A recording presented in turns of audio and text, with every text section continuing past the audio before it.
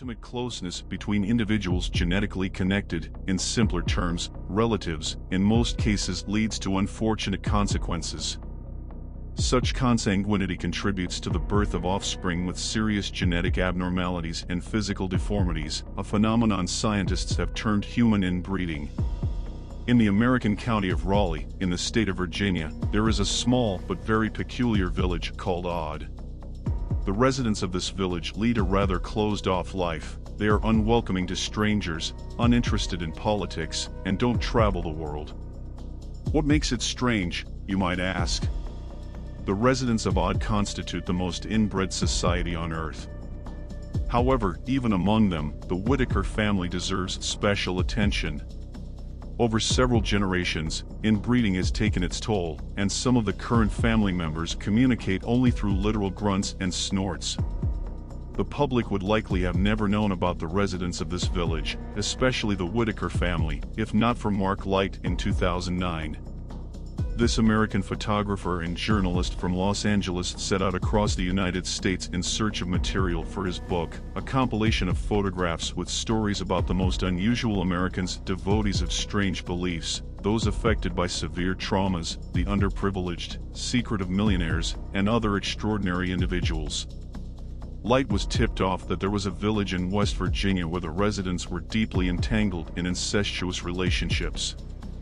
He was advised to go there and make sure to visit the Whitaker family. He was warned that the encounter would be like a horror story, with hills that had eyes, an atmosphere reminiscent of a Texas chainsaw massacre, and a person wielding a chainsaw. But none of this frightened Mark. Armed with his camera, he set off to Odd to find the Whitaker family. It was not difficult to find them, but adventures did not take long to unfold. The first villager he encountered came out with a shotgun, advising Light to leave immediately. The journalist tried to calm the man down, but he behaved aggressively. It turned out the locals were protective of the Whitaker family. Out of curiosity, journalist Light persisted and came to photograph after a local police officer personally escorted him to the Whitaker family's home.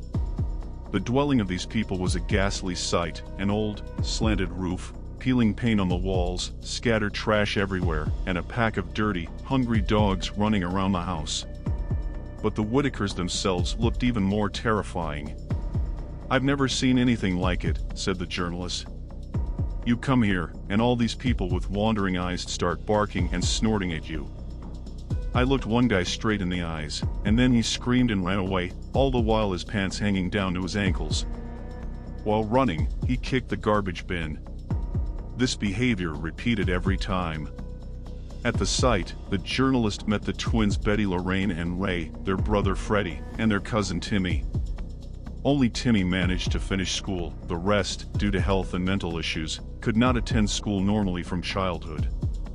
Freddie and Ray could only communicate through peculiar grunts and barks, which, strangely enough, everyone in the family understood. Naming the exact number of illnesses among the family members was difficult, as the Whitakers never visited a hospital.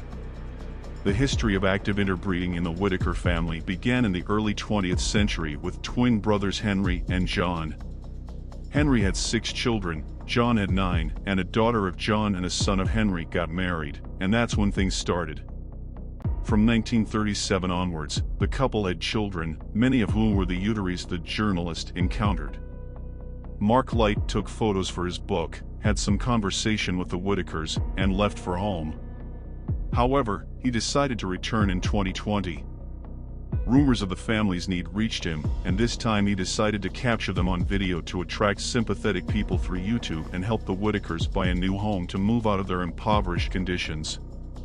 In the video description, the journalist wrote, "People in this video are brothers and sisters, except Timmy, who is their cousin." I could never confirm that the Whitaker parents were relatives if all this didn't happen in this part of the country. The Whitakers are the most extreme case I've seen so far.